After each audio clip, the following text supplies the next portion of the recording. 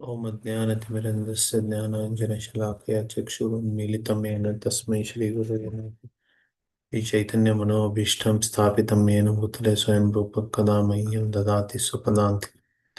वन्देऽहं श्रीगुरुश्रीयुतपथकमलं श्रीगुरून् वैष्णवांश्च श्रीरूपं साग्रजातं सहगण रघुनाथान्वितं तं सजीवं साद्वैतं सावधूतं परिजनसहितं कृष्णचैतन्यदेवं Shri Radha कृष्णपादान् सहगण Lalita श्रीविशाखान्वितंश्च।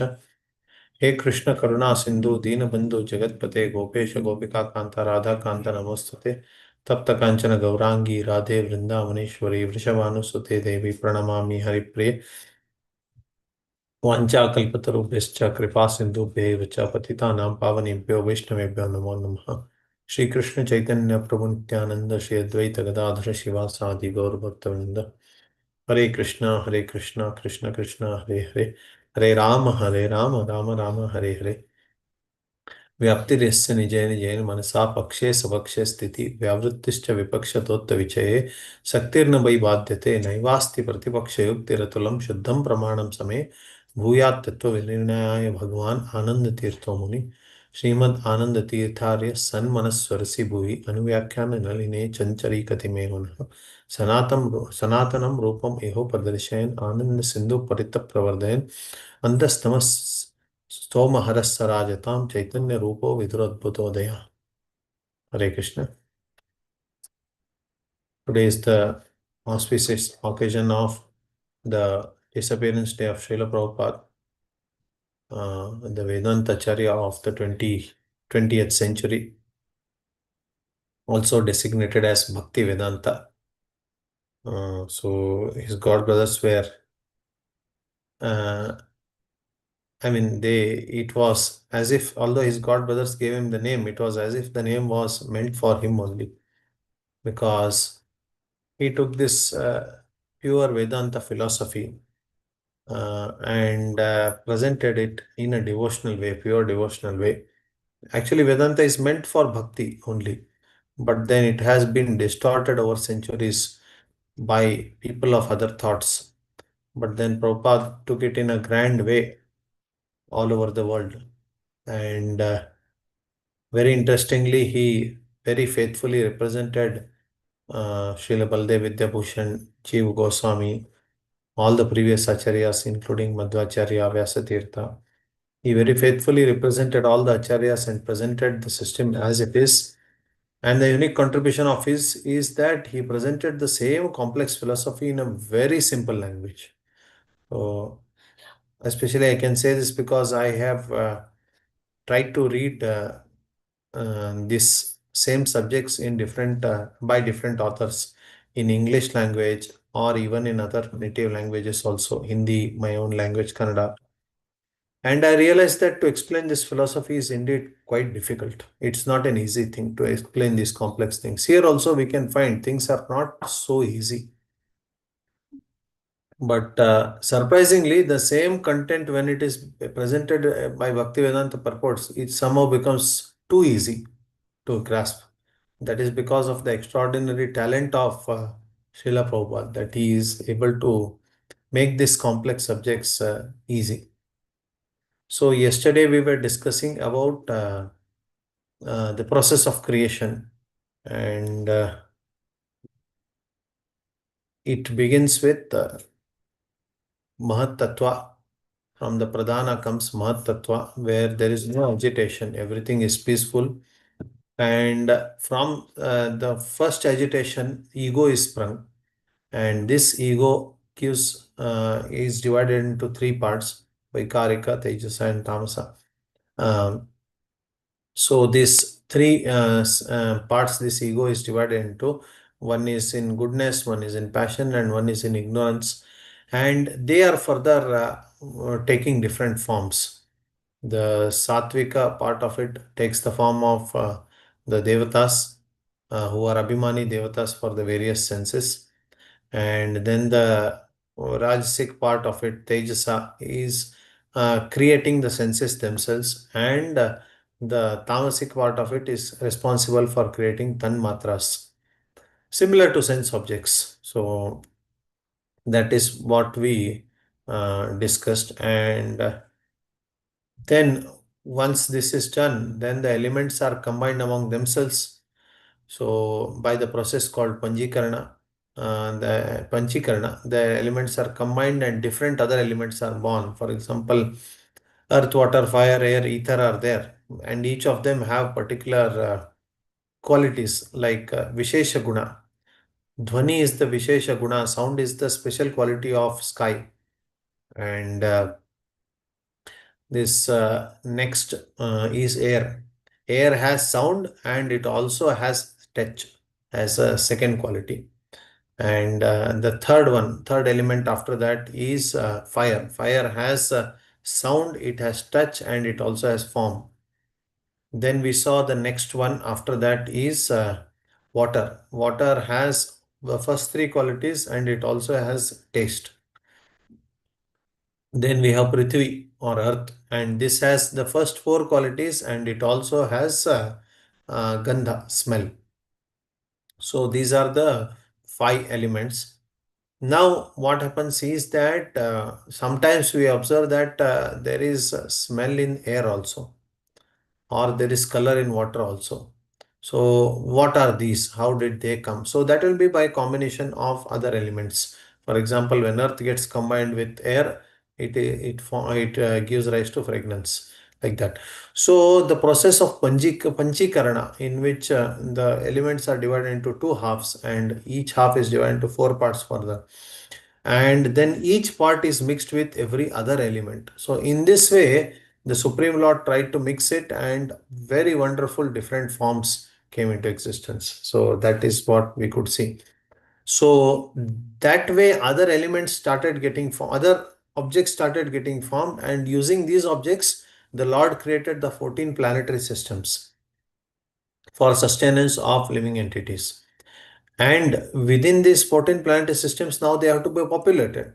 So then next further task is given to Brahma, and from him the progeny is born, and those progeny are born either from womb, or they are born from eggs, they are born from moisture, and they are born from sprouts. So that way different progeny are born and they populate the whole universe in this way. So till here we have discussed. Now I did some homework on the question that was discussed yesterday. Which was the question? Anybody remembers?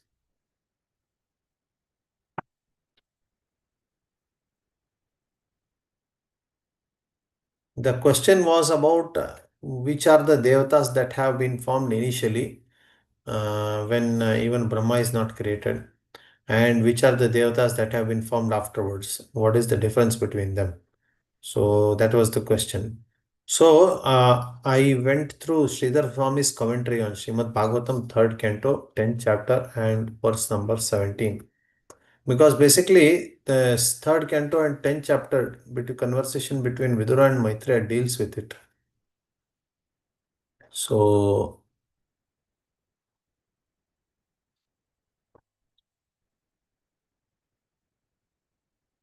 there are nine different kinds of creations. Uh, Besides the one which naturally occurs due to interaction of modes, there are three kinds of annihilation due to eternal time. Of the nine creations, the first one is the creation of Mat Tattva. Uh, in the second one, false ego is generated. The sense perceptions are created in the third one, and from these elements are generated. The fourth creation is the creation of knowledge or and of working capacity. Fifth creation is that of controlling deities by the interaction of mode of goodness, of which the mind is the sum total. Sixth creation is the ignorant darkness of living entity, by which the master acts as a fool.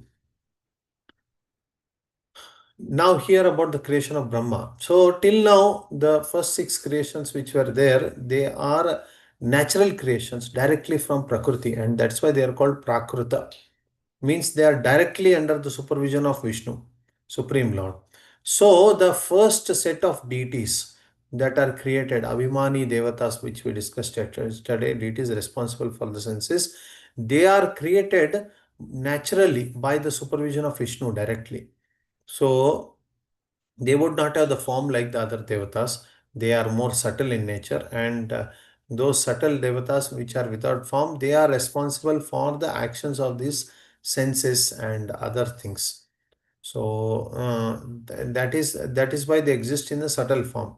Then next, from seventh creation onwards, Brahma is in charge, and Brahma, who is in mode of passion, who is an incarnation of mode of passion, so he creates the world. He creates living entities, immovable. First he creates, and then he creates movable living entities, and then he creates all the different animals, then human beings, and in this process he creates the demigods. So these are the demigods which are created by Brahma, and each of them have a physical body. That is the idea here. So the secondary creation of Brahma, it has physical bodies, and this is called Vaikarika Sarga, or the Vaikarika Devatas. That is called Prakruta Devata, or Madhvacharya calls it as Adhishtata Devata, Adhishtatra or Adhishtata Devata, or the initial demigods, initial devas, which are directly created by Vishnu. They are not, there is no mention that they are from Vaikuntha or something, like one of the questions that was asked yesterday. There is no mention of that. Maybe or may not be, we don't know, but there is no direct mention about it. So safe to not assume that that is true. So one thing is quite clear, that they are Adhishtata Devatas, or they are the initial Devatas which are born directly from the changes of Mahat Tattva under the supervision of Vishnu. And they would not have physical bodies, they would be more subtle in nature. Whereas the creations from Brahma onwards, whatever Brahma creates, all those are having physical bodies, and they are the Devatas which have this physical creation. So we can see this table here. Mm, Presiding deities and Vaikarika are embodied demigods and beings. Their function, presiding deities' function, is they govern senses, elements, and mind. Whereas Vaikarika, they perform cosmic administration and karma roles. Okay, and they are not embodied, whereas these are embodied jivas with divine roles. And this first set of devatas, Abhimani devatas, they arise from Sattvaguna and Ahankara. Ahankara in Sattvaguna gives rise to them, whereas the second set are created from Brahma. That is the difference between the two. So this much only I am able to find regarding this. Okay, any questions with this before we move ahead? Hare Krishna, Prabhu. Yes, bro. So, as for the human beings and other lower beings, we see that the demigods are controlling the senses. Similarly, for the for the Rakshasas or the demons, sometimes they overpower the demigods also. So their senses, are they also controlled by the demigods, or That what? is why we have these subtle devatas which are manifest and by Vishnu.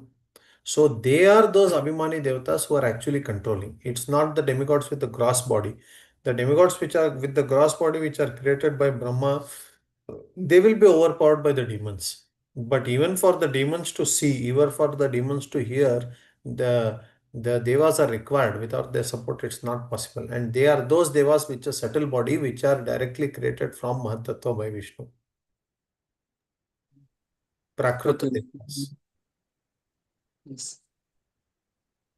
Yes. Ji, we can say that these deities are a part of Sarga then, because Visarga would be Brahma. Yes, It is yes, yes. before. That is Sarga only.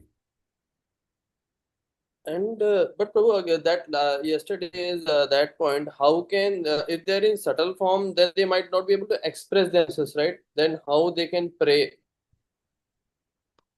to No, Lord, that no. how? That prayer, yeah, that is, they could have powers in subtle form. No, so we don't know about it. The fact that they have prayed could indicate that they could have powers in subtle form to ask the to Supreme Lord also, right? Because ultimately the surrender to Supreme Lord comes from Jiva. It comes from the soul. It is on the spiritual platform. So definitely they would have had the powers. Looks like. But Prabhuji, like like if my understanding is correct, Prabhu, if we go to the higher lokas, the bodies of the devatas, they become more subtler and subtler. We can say the most subtle is Brahma, Hmm. and in that sense also, like they can be like set somewhere, close to, like someone says, like Brahma's body is also made of intelligence mostly, not any gross elements are very minutely present like that. Hmm. Yeah, but it is still a part of secondary creation only. So it is not a part of primary creation coming directly from Vishnu. So, but as you rightly said, even that coming from Vishnu also is more subtle than the creation after Brahma. Still, they would have had the basic interaction and basic ability to surrender to the Lord or pray to the Lord. They would have, that's what it looks like.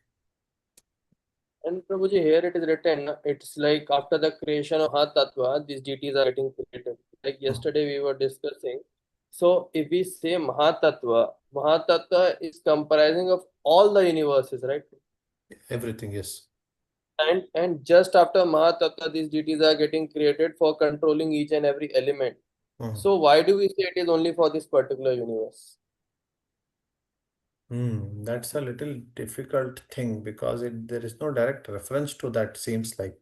See, these Koti Brahmandas are all breathed out in the Viraja river, correct?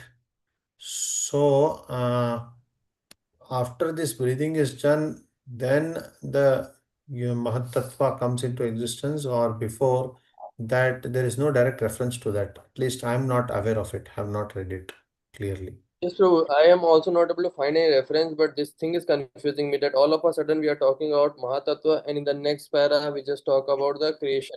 So, like this kind of a link is missing everywhere.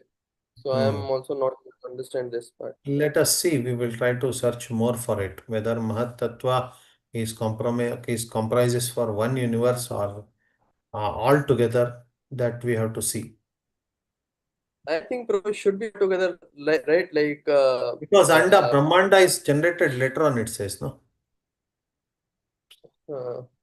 uh, but Prabhuji, this Mahatattva is like the elemental stage only, right? Mahatattva and Pradhana is the complete elemental stage wherein, we can say that it is only like sort of the beginning of metal world where three modes even don't exist. And then all of a Yeah. sudden, all elements are coming into place. Hmm.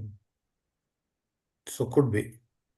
One thing is outside of Sanatan Goswami's system, we have others don't seem to accept multiple Brahmandas. At least we I have not heard of. For them, it would be like Brahmanda. Brahmanda means one Brahmanda. That's all.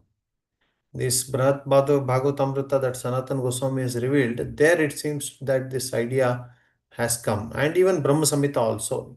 Yasya Prabha Prabhato Jagadanda Koti Shasheshwas Dadi Vibhuti Bhunnam. So this is interpreted by others. At least some acharyas have, some modern day Vaishnavas interpret that Koti Brahmandas means in infinite time there have been crores of Brahmandas, but at any point of time there is one Brahmanda.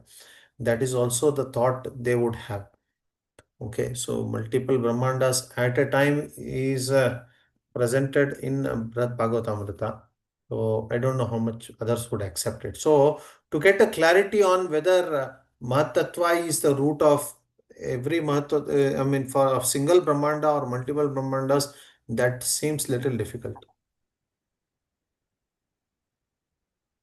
Okay. But no, wouldn't it make sense, like, earlier we would be talking about how Lord is expanding his parts, and then how, the basic element of material world is formed, and then how all the universes is formed. How could, we have a missing link that, that we'll miss out the bird's eye view and we'll direct focus about our universe.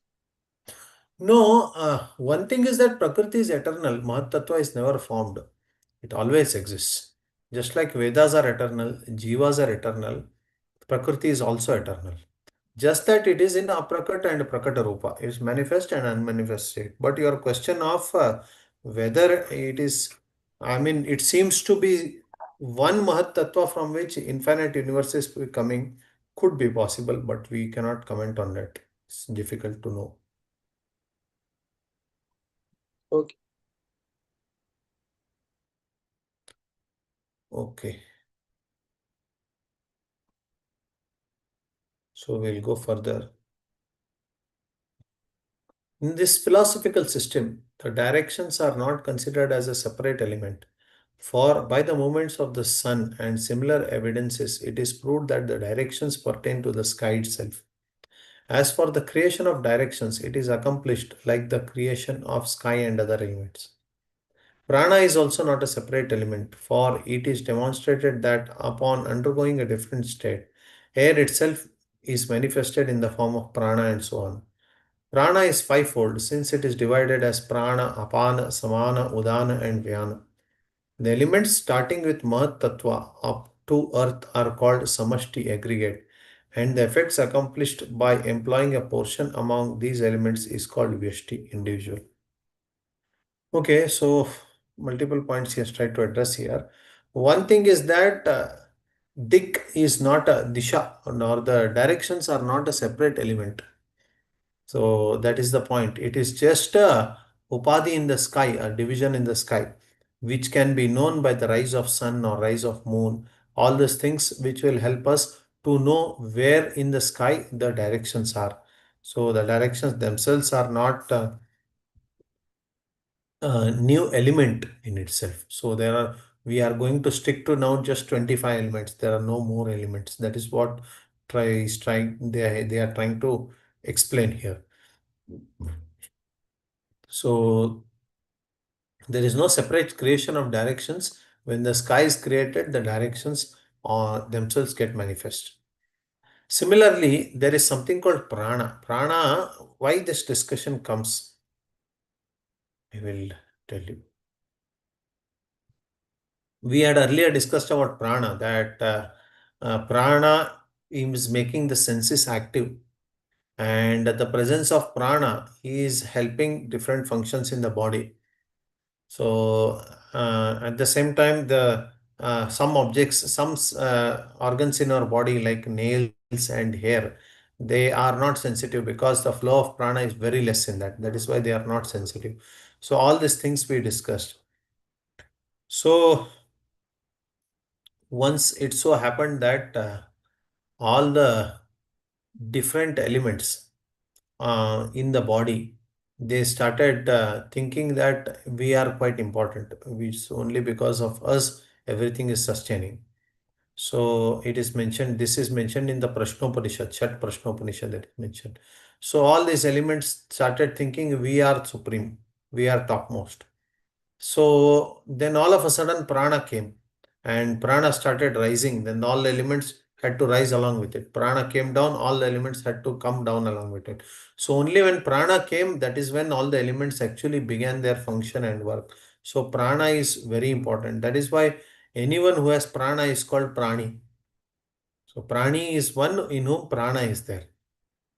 So that is why prana is an important thing in the body. And this prana is divided into five: prana, apana, vyana, samana, and udana. These are the five different types of pranas. So a little bit a glance into what Prashnopanishad says about it. Prashnopanishad is a discussion between six sages, and they go to one more sage and asks him questions, and there they get answers. Kapardi, the sage Kapardi, whom they ask questions and they get answers to their questions. They ask six questions, and the whole the discussion is Shat Prashnopanishad. So in that there is a explanation about prana. So whenever the child is born, at the time of birth, prana enters the body through the heart and it resides in the body, just like king resides. And this prana, what it does is it animates the body, it energizes the senses, and it energizes the mind. So this prana itself is divided into five parts. So this main prana himself governs respiration, and it creates this. It is this vital force which makes the whole body active. Apana is a part of the prana which is essential for excretion. from the body. Not just excretion, because apana is there, we are held onto the earth. If apana force vayu was not there, we would be flying in air. Presently, scientists say about gravity, right? It is gravity that is keeping objects connected. So, actually, gravity is functioning because of the airs, because of the different pranas, different vayus that are there. So, apana is the vayu which is pulling everything down, including living entities. That is why we don't fly in space. So, similarly, there is udana. Udana is the vayu which is pulling us up. If just the force of pulling down was there, we would be crushed into the soil, we would be crushed into space, which we would be crushed into the earth. But Udana force is pulling us up, and that is balancing the pull of Apana. That is why we are neither flying in air nor we are getting crushed into the earth. We are balanced where we are. So that shows how much dependent a living entity is. Even to walk, there is no capacity that we have. We are walking on earth, we are standing on earth, or we are sitting at our place. It is because of all these entities. They are helping us. Otherwise, we would not be able to be here also. So this apana generates lower movement. Udana is responsible for upper movement. It is responsible for speech. And even after death, where the atma goes, soul goes, all that is decided by Udana Vayu only. So, Prabhupada mentions in the second chapter of Bhagavad Gita that in the region of the heart, the soul is floating in the five types of airs. So, the air itself is subtle, and anything that floats in air, how subtle it should be. The soul is more subtle than air. That is why it's floating in this air. So, when at the time of leaving the body, the soul doesn't have the capacity to move on its own. We say that the soul left the body, but even for leaving the body, the soul doesn't have the capacity. Any movement has to be assisted by air. Without air, you cannot move. So what is that? Udhana Vayu is responsible for the movement of the soul. So it takes the soul from the body and goes to a new body where it has to be placed, and there it places it. So that is the work of Udhana Vayu. Similarly, Samana Vayu digests the food. Whatever we eat, it digests the food and it balances the prana and apana both. And similarly, Vyana. Vyana is the air that circulates throughout the body and it supports all bodily actions. We explained that senses are working. Senses have agitations, and those agitations are getting fulfilled. It gives pleasure, it gives happiness, or sometimes misery. All those things are covered by the Vyana Vayu. So that Vyana Vayu is also responsible for this. So this pran is not Parabrahman. Okay, in Advaita they claim it as Parabrahman, but it is a tattva which is subordinate to Ishvara, Supreme Lord. And this tattva which is subordinate to Supreme Lord, but still Sarvavyapi, it exists everywhere and it controls all the living entities. So this is the prana, and this prana, it's not a separate element. Sometimes because of all these descriptions in the Upanishads, like Prashna Upanishad and all, one may tempt to think that this is some new element, but no. Here he clarifies that it is another manifestation of Vayu only. So it is another form of Vayu only. And there is something called Samashti and there is something called Vyashti. Samashti is the aggregate of all the elements put together, what we call Mahat Tattva, right? It's let's say all the elements are at one place. So that is called Samashti. Whereas Vyashti is each individual component separately studied. For example, here we studied Vayu, Prana. And before that we studied about sun and moon and different elements, different devatas, all these things we studied. Each individual study is called Vyashti and the whole aggregate thing is called Samashti. So these are some technical terms that Radha Damodar Goswami is explaining. Any questions till now?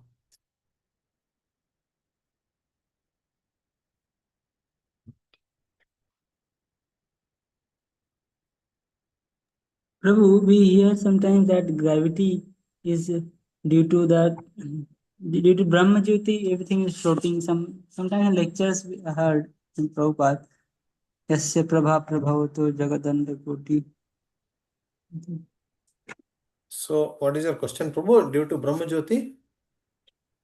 So the gravity is caused by that Brahma Jyoti we heard, and See, in ultimately fact, everything is because of Brahma Vedanta. Jyoti only, because ultimate controller is Brahman only. It's the Mm, Parabrahma only who is the ultimate controller. Correct.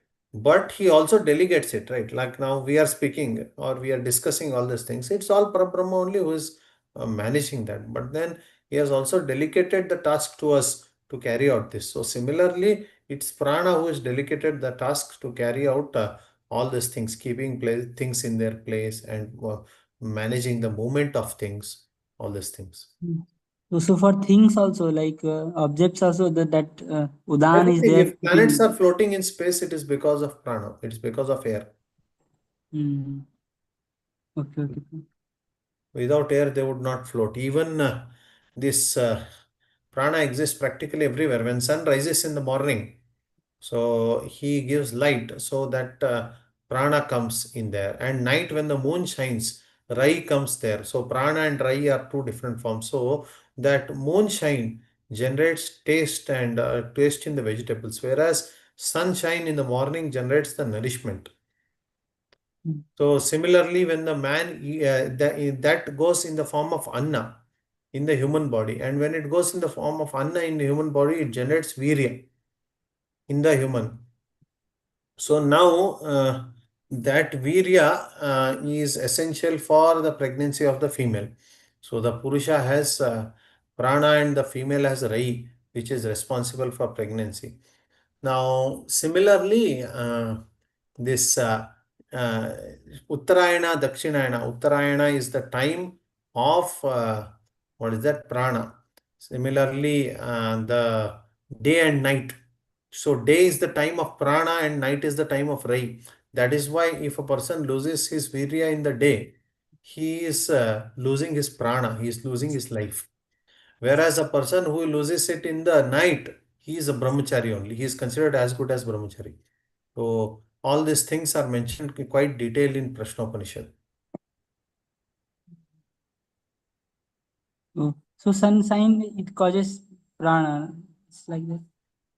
Sunshine causes the nourishment of the trees and plants, whereas the taste in them is because of moonshine. Okay.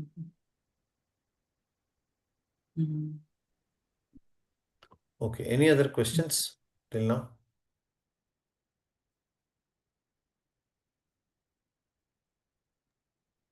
Now the Prabhuji, same related thing is explained in a different way. Yes, anybody?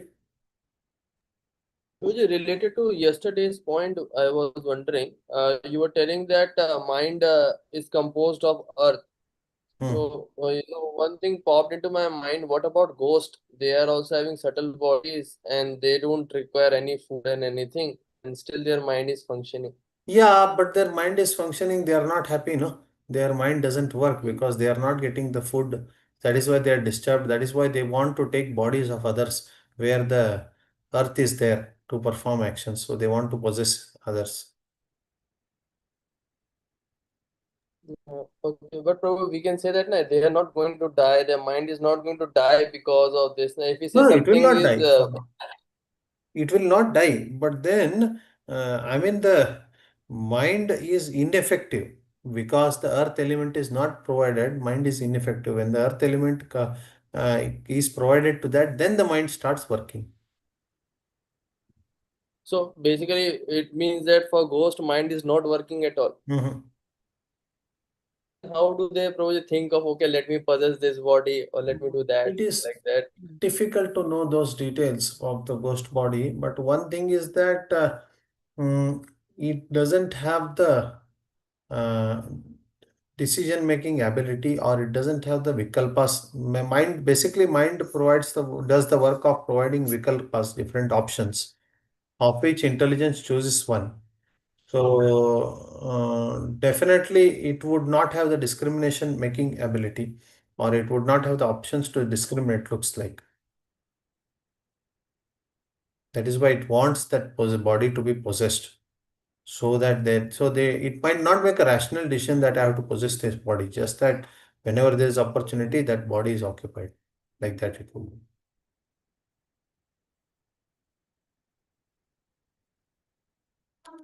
That is the limited understanding I could have on this.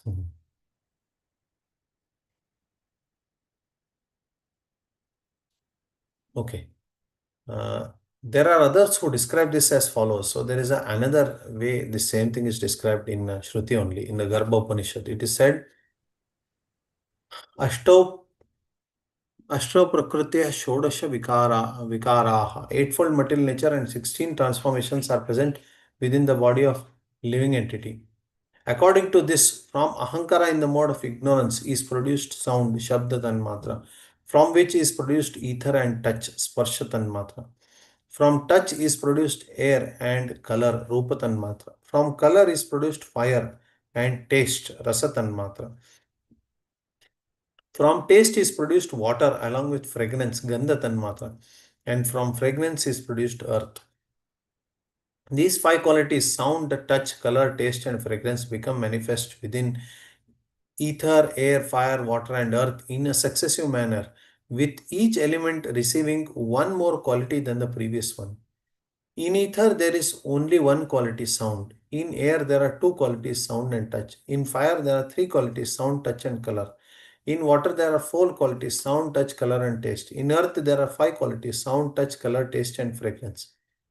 Upon hearing that the tanmatras and the sense objects, Vishaya, are expressed by the same term, it should not be assumed that they are non-different, as they are actually different. The former are the cause of great material elements, while the latter are attributes of the great material elements.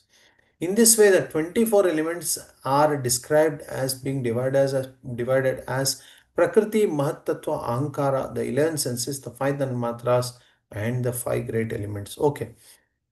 Now, yesterday, I might have just told that the 5 Tanmatras are the 5 sense objects. Correct. So now there is a subtle difference between the two, is what the author is explaining here. Initially, just for ease of understanding, I did not confuse you with that.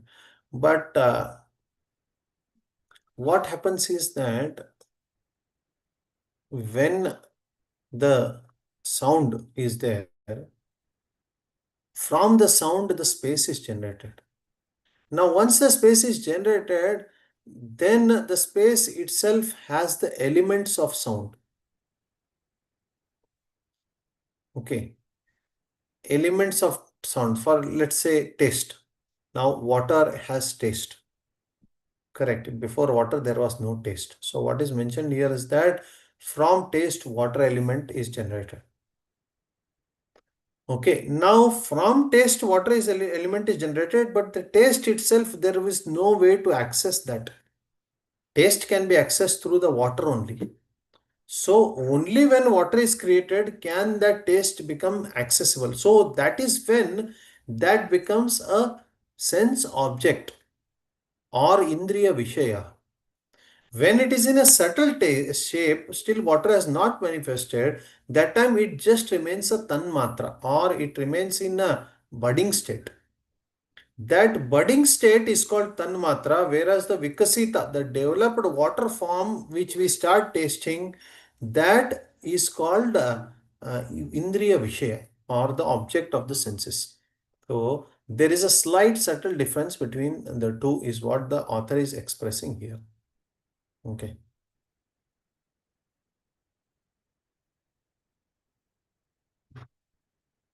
We have this last paragraph of this section. I will read this and then we can take questions. Among these, Prakriti, Mahattattva, Ahankara, and 5 great elements are the material cause, Upadana, of the living entity's gross body. The senses enter within the body and remain there, just like jewels encrusted in an ornament. The 5 Tanmatras, the 11 senses, and Prana are the material cause of the subtle body. This is the opinion of the commentators. The material body invariably relates to the sentient individual soul as the one who is supported, dependent, and secondary. However, It is incorrect to define the body as the locus of enjoyment or the substratum of effort and the like. For in case of the body of one's wife and so forth, then there is overextension of this definition, ativyapti. In the philosophical system, the Mahat Tattva produced from Prakriti as well as the subsequent elements produced from one another are not different substances. Earthen pots and other objects produced from a lump of clay do not become different substances. They rather attain to different states. To this extent, differences such as the conventions of names and numbers are possible. Otherwise, conventions such as army, forest, and group would not be possible. Therefore, in a single substance, there are two states, cause and effects, which are different from each other. Yet, as a substance, they are non-different. The logicians consider that the threads and the piece of cloth made up from these threads are different from each other. This is not correct, for such an object is not perceived as different from those. Moreover, if they were different, their combined weight would be doubled. The followers of Sankhya philosophy claim that the cause and effect are different and non-different. This is also incorrect, for it is contradictory. Therefore, the effect is non-different from the cause. Okay, I will explain this thing. See, we bring cotton threads and then we start weaving them. As we weave the cotton threads, cotton cloth is formed. The cause is cotton thread and the effect is Cotton cloth. cotton cloth is the effect. Now, what is the relation between cotton thread and cotton cloth? Is it that they are two entities which are near to each other once the cloth is formed? Or is it that thread was there, now the cloth is formed, thread no more exists, cloth is there? Or what is the relationship between the two? That is the question. So different people have logically argued a lot on this.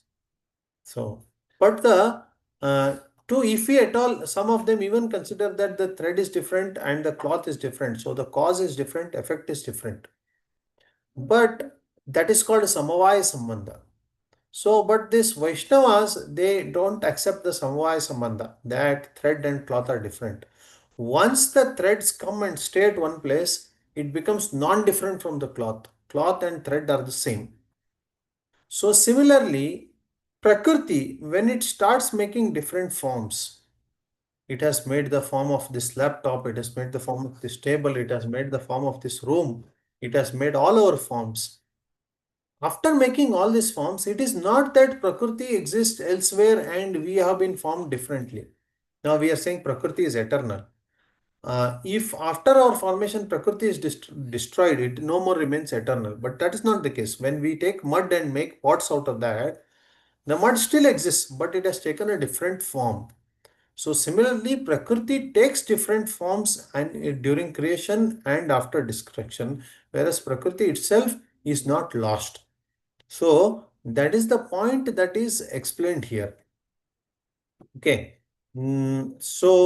Just like jewels are there in an ornament, the senses remain in the body and the five tanmatras and the senses are the material cause for this body. I mean, the senses and the tanmatras, everything has caused this body, but they are not lost. They are still existing. They have just taken a different form. Okay. And because this is there, all the happiness and distress is still the responsibility of the soul only, and it is not connected with the body in any way, that we have already discussed earlier. So, if we are enjoying something or if we are sad about something, it is the soul that is actually experiencing it. The body, things that happen on the body is all experienced by the soul only and nothing for the wife, nothing for the body. So here he gives one logical thing that if that were the case, if everything happiness and enjoyment and suffering would be on a body, I would experience others' happiness also. Why is it that I am experiencing my own happiness and not others' happiness? Why there is no ativyapti? that I am experiencing happiness of others. I cannot experience the happiness of others. I have to experience my own happiness, my own distress I have to experience. Now somebody is crying because they did not get good clothes or something. So it's because they have to experience I cannot cry like that. Because I am not experiencing, just joking, there is some fight between our children. I am just taunting them. So anyway, I cannot experience their happiness, I cannot experience their distress. Correct. So uh, the point here is that it is ultimately the soul who is responsible for the actions. The soul is responsible for the reactions, the happinesses, the distresses, the experiences that happens. Prakriti is not responsible. You can neither blame Ishvara saying that he created this body and he is responsible for our situation, although he is the supreme controller. Still, it is in the hands of the tiny jiva to decide whether I have to go to the Lord and obey his instruction, or I have to go to the pulling of my senses. So if I go to the Lord, then I will have a different experience. If I go towards the attraction of senses, then I will have a different experience of suffering. So neither the Prakriti can be blamed for our situation, nor the Ishvara can be blamed. It is completely on the Jiva. That is the idea here. We have to understand. Yes, Prabhu. Any questions in this regard? Prabhuji, you are saying that it is completely the responsibility of the jiva that he is experiencing sadness and happiness. But before we saw that there are five factors in which jiva is only the one, jiva's karma is only the one, and Ishvara Prakriti. So whatever that. अधिष्ठानां यथा कर्ता तथा कर्ता करणं च पृथक् विधं विविधाश्च पृथक् चेष्टा दैवं चैवात्र पंचम. For an action there are five factors undoubtedly, but post action the happiness and the distress that is experienced out of the action happens only to the jiva, not to the body. It So, happens only to the soul. but we are saying that it is. But you are saying that it is the complete responsibility of the jiva only to. No. Not the action. Action, definitely there are five factors, all five are involved. But then who is getting happiness? It is the living entity. Who is getting distress? It is the living entity. And who is doing the good? Who is taking the decision to do good and bad? That decision making, we have been given that little freedom, or we have been given that little right to take the decision, be it God conscious or for our own self. That much decision making is given to the jiva. And that is why the happiness and distress also goes to the jiva. Okay. Prabhuji, but our prarabdha is already fixed. And like Prahlad Maharaja also said, na, our happiness and distress is already fixed. So, sometimes, when something's happen, we say, oh, it was our karma. But here we say, okay, Jiva has certain, independence. He can take a God conscious decision or non God conscious decision.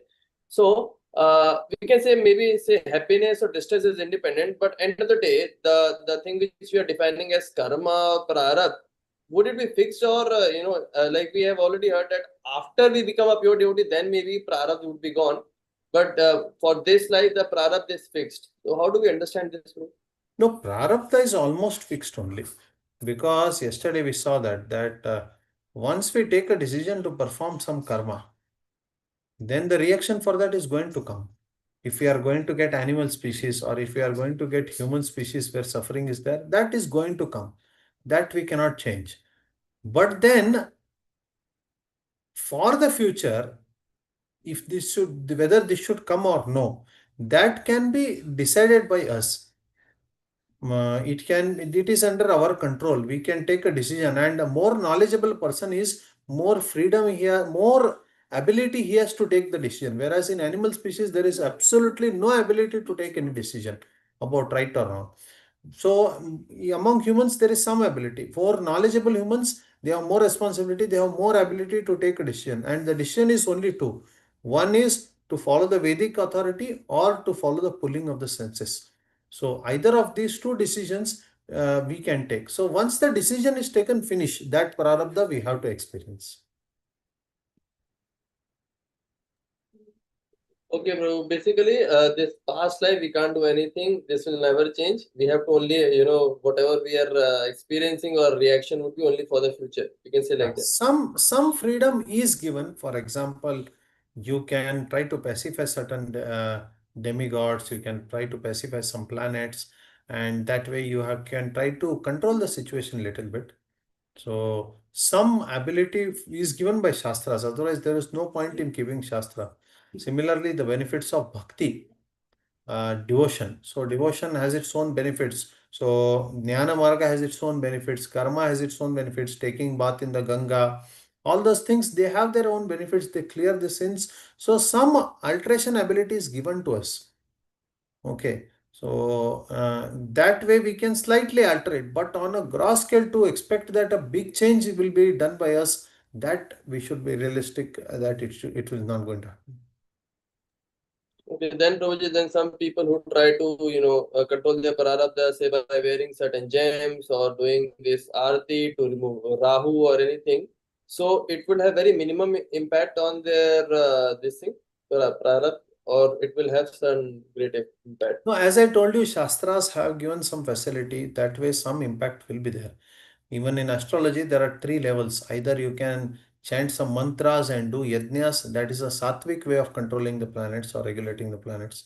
Because you are doing prayaschitta, that I did a mistake, kindly forgive me. Then there are Rajasic ways in which you wear some gems, and with the effect of the gems, you can avert the problem little bit. There are Tamasic ways in which also you can avert the problems, but there is something given that is otherwise this whole science of astrology and all would be null and void if that thing was not there. There are many people who are having some dosha in the chart in which they are going to suffer after marriage, or they are going to lose child, or their own life will be in danger. So all those things, the fact that Jyotish Shastra gives remedies for that means there is some freedom given to control that. Okay, bro. But bro, I didn't understand the tamasic ways, rajasic ways. I understood the sattvic ways you told by Yeah, chanting. there are some tamasic ways. Sometimes people resort to killing of animals by giving them bali or some other things. So tamasic ways also they try to solve their problems. Okay. And but Rohit, in astrology also, it is very much primarily dependent on the birth date and birth time, and all such details have to be pretty precise. But mostly we know that people don't have the precise details, and most of the time astrologers they also get into doing wrong calculations and then wrong suggestions, and then maybe it doesn't work, right? Yeah, astrologers, if they are not expert, problems can be there. So, astrology was flourishing in the days when there were not such accurate clocks also. But still, people would get direction because there are many techniques. There are techniques like Prashna Shastra, then there are techniques like Nimitta Dhyana. So, all these things by which different techniques they were able to predict a lot of things. So, definitely, there is some ability. The great Varahamira, he predicted about the king Vikramaditya's son that he is going to be dying on so and so death because of a pig. A boar is going to hit and he is going to die. So he made all arrangements that no boar, what to speak of boar, even ant does not come to the building. But then their symbol was a boar, and that symbol fell on him and then he died. We have this symbol of four lions now in our this assembly hall. So like that, their symbol was boar, and that boar symbol fell on him and he died. So, like that, there can be if there are expert astrologers, definitely there will be good some accurate level of predictions. Okay. Okay. So the section of Prakriti is come to an end. Any questions in this? Any more questions in this regard? Please let us know.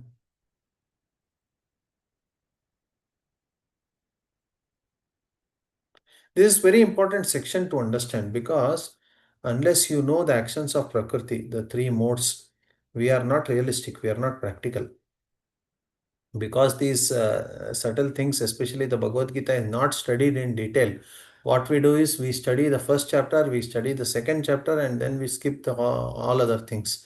we directly go to 18.66. So what we think that we are all surrendered souls, and because we are all surrendered souls, we are all going back to Godhead.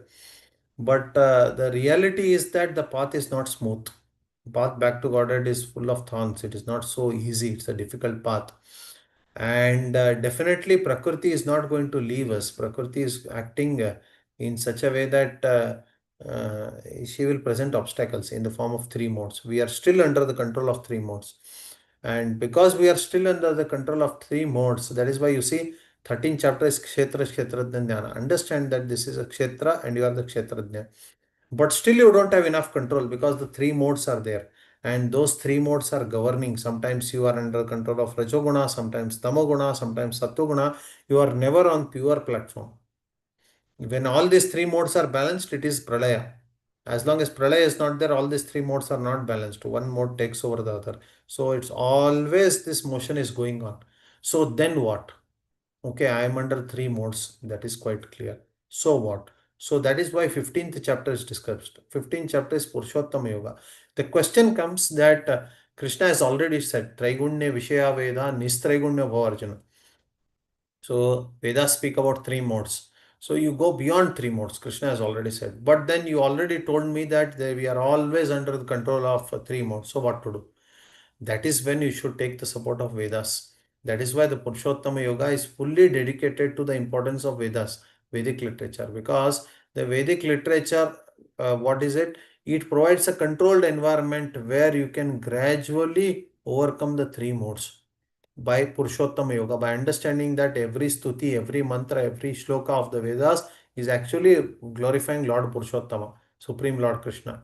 So whatever stotras, stutis, mantras, everything is there. Everything is actually referring to the Supreme Lord only. So, and then to the respective devatas. So that way, if you are taking shelter of Vedic literatures, you are always under the protection of you are always under protection of Lord, and the three modes you are gradually overcoming. And anybody doesn't follow this path, he is 16th chapter demoniac. And anybody who follows this path, he is under divine nature.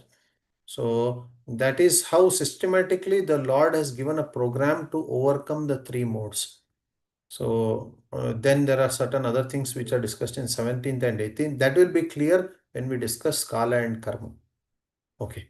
Anything you have to add to this, you can add. Yes, Roshan. Hare Krishna. Yes. It is not a direct question, means it is, this question is related to the, you told that you'll be holding a session of Vedic society or discussing about Vedic society. So that type of question, like you said that we are not pure duty, we are still in the three modes of material nature. And so the things that we are like chanting Hare Krishna, Mahamantra and all this. So in our stage, in our level, is it like a Purva Mimamsa thing? Is it like a Karma Kanda? Because we are still not pure devotee, it is not going, it is not pure chanting. And we are still in the three modes of material nature. See, Prabhupada mentions in the beginning of Nectar of Instructions, advancement in Krishna consciousness depends on the attitude of the follower. Now, this is a very important point which we should understand, that what is Karma Kanda? What is Ayodhya Kanda? Or what is Kishkinda Kanda? Or what is Sundara Kanda? They are different chapters of Ramayana, different sections of Ramayana. So it's the Ayodhya section of Ramayana, or it is the Kishkinda section of Ramayana, it's the Yuddha section of Ramayana. Similarly, Karma Kanda means it is the Karma section of the Vedas. Now, problem is not in the Karma section of the Vedas. Problem is to think that Karma section of Vedas is ultimate and the phala of karma, going to Swarga and all, is the ultimate. If a person has that attitude and is performing these rituals, then he is a karma kandi, or he is a person who is in this. Now, if a person has an attitude of pure devotion, then he might be in the midst of this, but still he is progressing towards pure devotion only. And that is possible when you understand that every ritual, every mantra, every stuti that you do is actually an offering to Supreme Lord only. So, in our conditioned state, We cannot give up certain things which are necessary for family maintenance, which are necessary for fulfilling our desires and all. But if that is done with the understanding that ultimately I am doing it for purification. For purification, I am following the path given by Krishna. Okay. And in this path, there will be, yes, I am not purely chanting, but still I am following the path. So as long as you are following the path, you are still on the path of pure devotion only. You are not deviated from it. So because you are walking, you have not made a decision to stop there.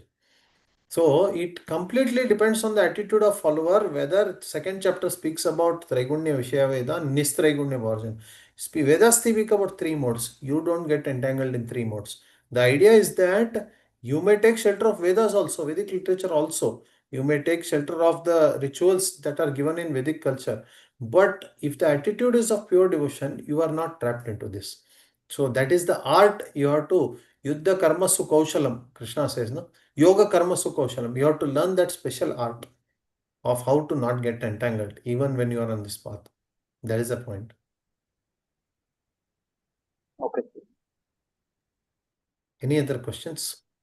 See, what is the exact relationship between Prakriti's influence and our free will? Like, sometimes we say we acted because we were in Rajoguna, and you say you're also saying that we will never be able to get out of the influence of the Prakriti. So, can we hypothetically also say, like, whatever actions we are taking, which is with the free will and whatever choices that we are making, it is kind of under the Prakriti's influence only. So how they are related and how we can separate them? Not just Prakriti's influence, even Ishvara's influence also. Adhishtanam tada karta karanam cha pratak vidam vividashta pratak cheshta daivam chayatam. Sometimes we do some mistakes. We fall down. It is completely under the control of Supreme Lord. He has directed us to act in a way that we fall down. Okay, so we are under the influence of Prakriti, we are under the influence of Ishvara. So we are completely under influence of them. And ontologically speaking, they are stronger than us. Krishna has designed the system in which he is stronger than us. Prakriti is also stronger than us. So it is impossible to overcome the force of Prakriti. But what is the solution he has given? Mamevai prapadyante mayam netantarante. If I take a conscious decision to pray to Krishna, please help me. That is the turning point. That is the little freedom we have been given. Either to pray to Krishna, or if we don't do that, we fall trap of senses. So that is the only free will that we have.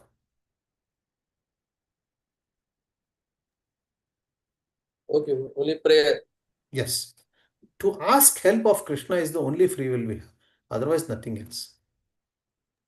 What is the exact meaning of prayer means?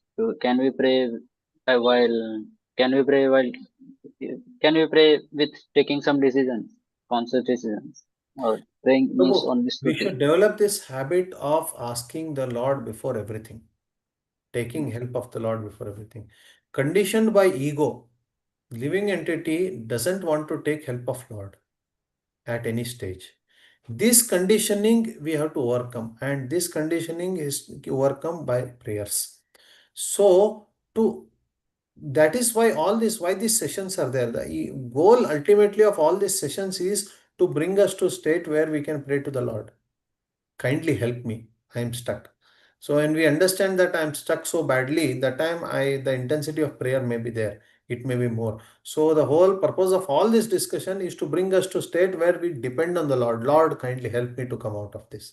So that is the thing that is needed. Every step, if we the perfection is of life is when every step we are able to pray. That is why you see, no, that past time Prabhupada gave a lecture. Only difference between me and you is I will never fall down and you all will always fall down. So then everyone thought, oh, pure devotee, great devotee. So he will not fall down. But then after the class, he was praying before the deities. So somebody asked, at that time, they have that much. I mean, we might be more afraid to ask all this to our spiritual master. But the devotees asked, Upad, what did you pray? So then Prabhupada said, I should not fall down. Then they questioned, but Prabhupada, you just said you will not fall down. That is why I will not fall down, because always I am praying. Kindly make me not fall down. So you don't have sufficient prayerful attitude, and devotees are not sufficiently afraid of Maya and depending on Krishna, he said. So the more we pray, more we are safe. So you are saying that every step we take, we should with a prayerful mind. We should take every step. We should do our Yes. duty. Yes, yes, yes. Even when we speak all these things, actually, all these are quite complex matters, and we might differ with some very senior people also on this. So we should talk with a prayerful attitude that the Lord give us the intelligence to speak these things.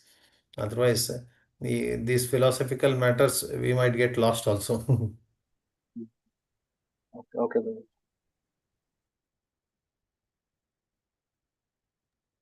Prabhuji, is this understanding of Prakriti same across all the sampradayas, and or is it like somewhat different?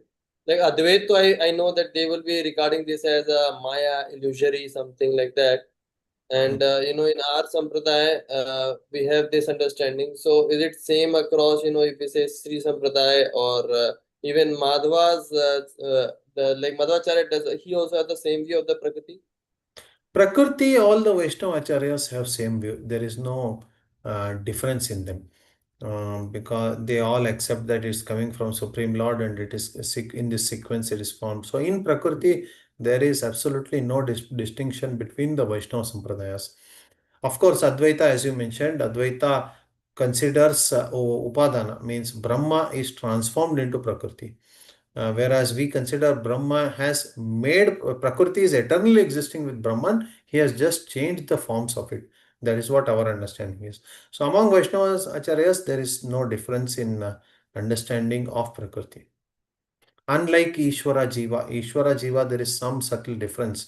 Some agree at different levels of Abheda, whereas some says that there is always Bheda.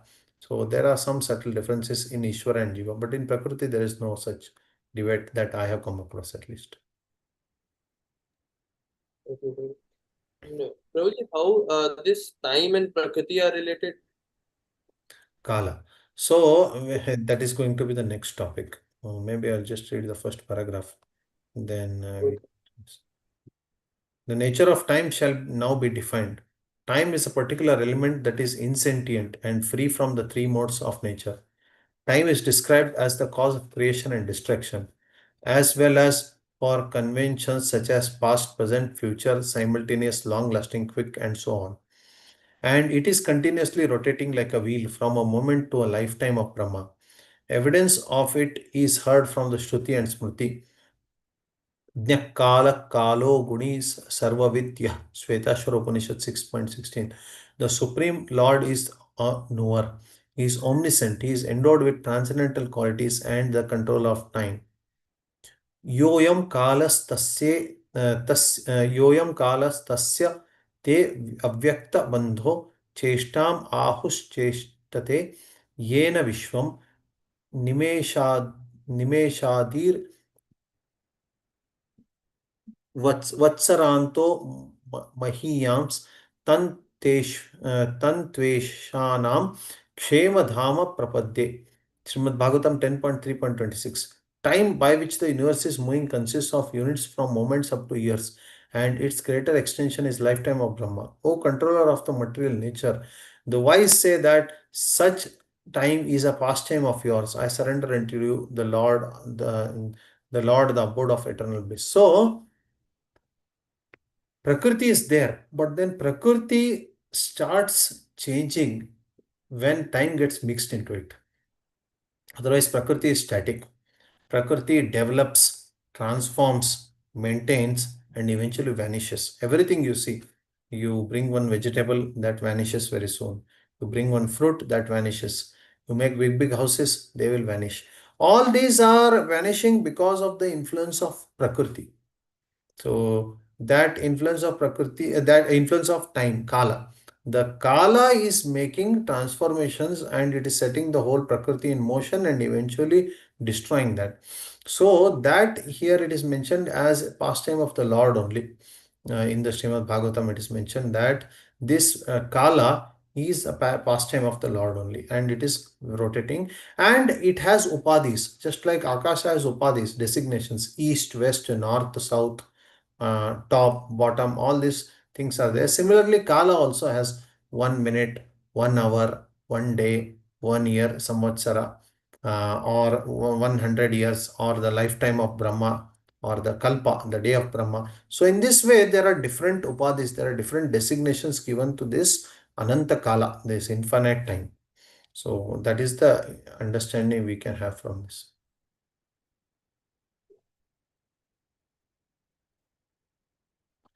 There We is, can say that without time, Prakriti cannot even operate. Like time is the main power with which yes, everything yes. is running. Without Kala, Prakriti cannot move, cannot change. That is true. By Like his power, even Lord Vishnu created the wheel of time, the wheel of the universe. Time is eternal and all pervading, for it is understood from the scriptures that time existed even before creation. Sa eva saumyedam agra asi. Dear Shvetaketu, in the beginning there was only existence. Moreover, the effect of time are perceived everywhere, as it is said, Nasosti pratyayo loke yatra kalo na bhasate. There is no cognition in the world in which time is not manifest. Although time controls everything, it is controlled by the Supreme Lord. For the Shruti calls him the controller of time, Kala Kala, and the Smriti calls time as a pastime of his. Therefore, time exerts no influence over the eternal power of the Supreme Lord, as confirmed by the Smriti, such as Srimad Bhagavatam, Nayatra Kalo Nimisham Parah pra, prabhu kuto na deva jagatam ya ishire. Although time is a master of the over the demigods, it has no influence over the Supreme Lord's abode. So how can he be influenced by the demigods who are merely rulers of the universe? So the Kala also gets over with this. We will discuss tomorrow more in detail about it.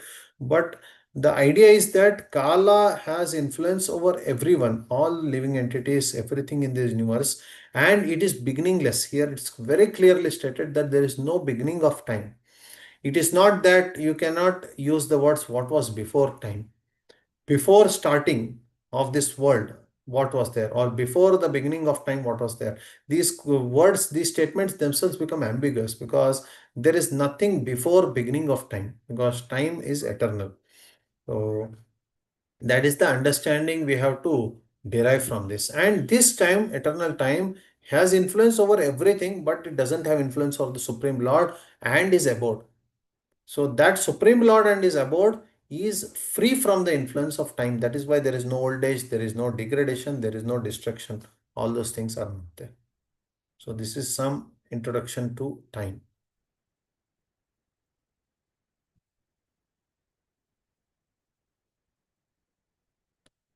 Anything else to add?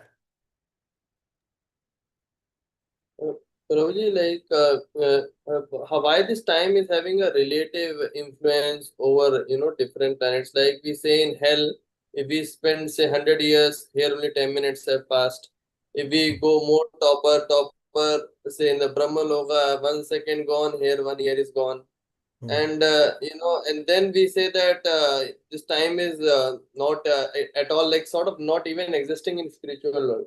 And Hmm. it is difficult to even imagine that because here the life is completely governed by time, and if time doesn't exist at some place, then maybe the person doesn't exist. It feels like in the material world. So how to understand this thing? It is difficult to imagine a situation where time doesn't exist, and we do see in the spiritual world that there is day, there is night. Krishna goes with his friends for grazing the cows and comes back in the evening. Because it's evening, he comes back and goes to sleep. So it is difficult. We see that also happening. The point here is that the destructive effect of time is not there. Time has a destructive effect on us, whereas that influence is not there. Time is there to facilitate pastimes only. And each of these pastimes are simultaneously going on eternally. So they are simultaneously going on eternally. Time is facilitating that. Krishna's leaving to Mathura. Without Krishna's leaving to Mathura, the Viraha Bhava for next so many years would not be there. The Viraha among the gopis would not be there for so many years. So that facilitating of that pastime is possible by actually Krishna never leaves Mathura, never leaves Vrindavana. But that situation of viraha is done to increase bhakti. So their kala its effect is not like destruction here. The potency of Yogamaya, she takes control and she nourishes devotion at every step. So that is the subtle, that is the difference between how Kala is affecting this world and why Kala's influence is not there. And what about the relativity part too? Like Mahavishnu, when this with this breath, Brahma is gone, and Yeah, that is this is because of the punyas of different jivas. Brahma is having a high level of punya to get to that post. So that is why he is given the ability to live for such a big span of time and take such a big responsibility.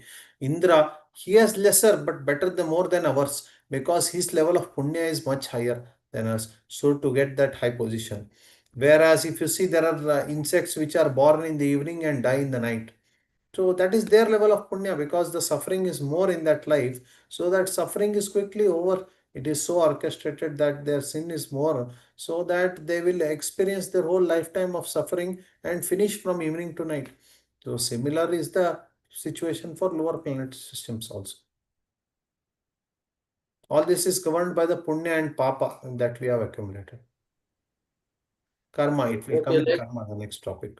Like it was in the case of King Muchukunda when he was fighting for the Devatas, and when he came back, he found that all his generations were dead. Hmm. So this relativity, like even if it means that even if I also go to that loka, then the time will go more faster here. Then why does it happen like this, bro? Uh, okay. Metaphysically or physically, why it happens is difficult to know. Physically, how this whole system is done. For example, uh, scientists have tried to explain about the theory of relativity, where you travel at the speed of light and then the time changes, it dilates, it goes slower as compared to others. Suppose you get into a vehicle where you are close to speed of light and you are flying and come back after 50 years, maybe 5,000 years are over on this earth. All these things scientists are calculating and saying. So from that similar point of view, from physics point of view, how these things work and all is difficult to say.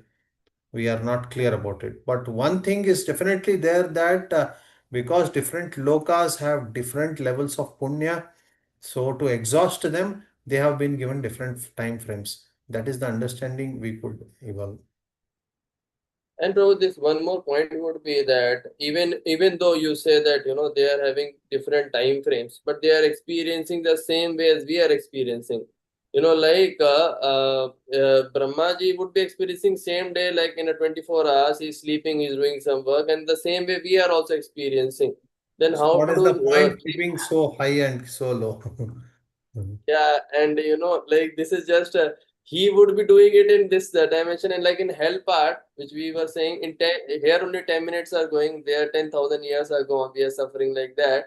So, but that for that person, there are same 24 hours that he's experiencing. I am also experiencing same 24 hours. No, it may not be the same experience because you see, when an insect is born and dies the same day, okay, some of them may not even see That is sun. happening in the but bro, that is happening in the same loka, right? It is happening in the earth. So in that Similarly, way, that is no, I agreed. It is happening in the same loka. But if you look, you leave the loka part aside. The dog lives for 15 years and dies. Cow lives for 15 years and dies. My 100 years, yes, it's definitely, according to my calculation, I have a bigger span. But if a cow considers it lives for 100 years, if that is in its head, then according to our calculation, it may be 15. But according to their calculation, it is 100 that has elapsed. We at least have something more to plan in life. We might have a ability to plan for an apartment. We might have ability to plan for our grandchildren, something like that. Some more scope is there. So definitely the demigods would have much more scope than us to plan for their enjoyment, to plan for their different things. So definitely there will be some difference in the experience.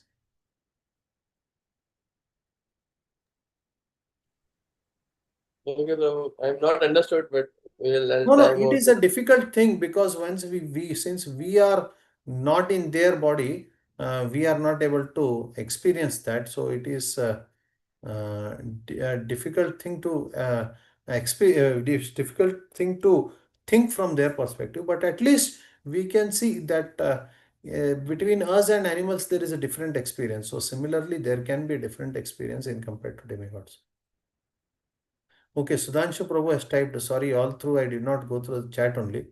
One can understand in this way that during experience of happiness, time seems to move fast than it is during experience of suffering. Yeah, that is also there.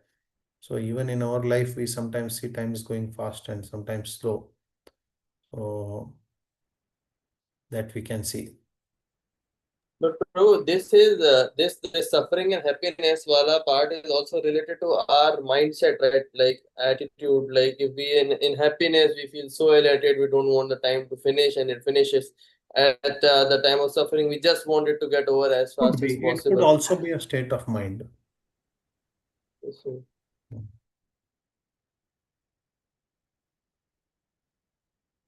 Roshan Prabhu? Hare Krishna, Prabhuji. Yes. My question is, if time is relative, then why means we observe that time is relative often, and scientifically also there many theories support that. So my question is, why rely on the time? Like, why can't we rely on the scientific notations? Like scientists say that entropy gives the direction of time, and entropy is universal. So why can't we rely on entropy?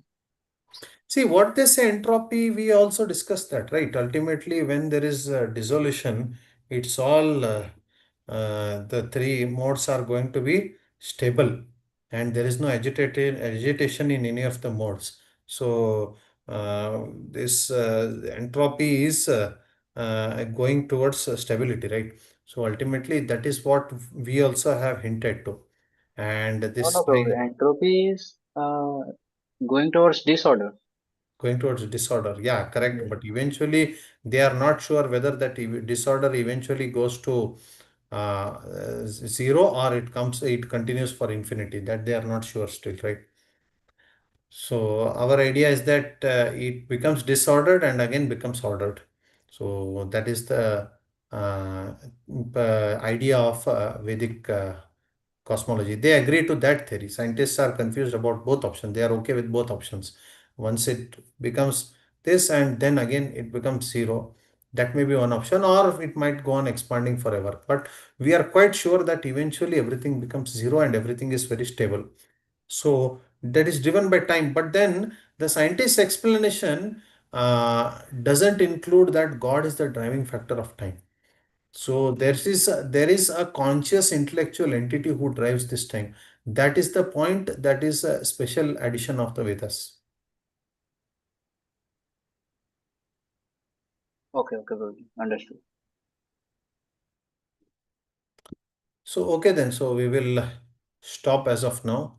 We have a little more discussion on Kala and some more detailed discussion on Karma. So we will take it up next week. Thank you.